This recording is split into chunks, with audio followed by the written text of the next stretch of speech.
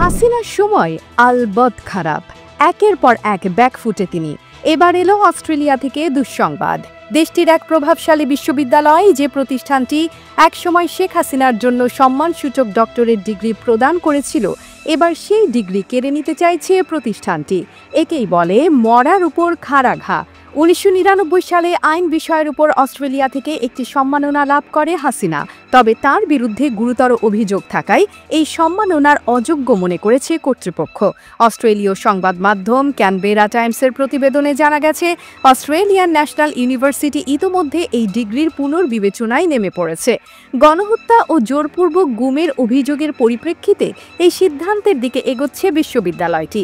যদিও চূড়ান্ত সিদ্ধান্ত এখনও নেওয়া হয়নি, তবে এর পেছনে রয়েছে রাষ্ট্রীয় ইতিহাসের এক অন্ধকার অধ্যায়কে নতুন করে দেখা ও মূল্যায়ন করার গভীর ইচ্ছা।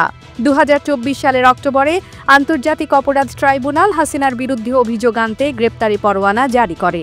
ক্ষমতা হারানোর পর হাসিনা ভারতে পালিয়ে গেছেন, যেখানে তার বিরুদ্ধে গণহত্যা, হত্যাকাণ্ড ও মানবতা বিরোধী অপরাধের অভিযোগ রয়েছে। প্রথমে ছাত্র জনতার গণ আন্দোলন দমন করতে চালানো অভিযানে 1,500-এরও বেশি প্রাণহানির ঘটনা ঘটেছিল বলে জানা গেছে।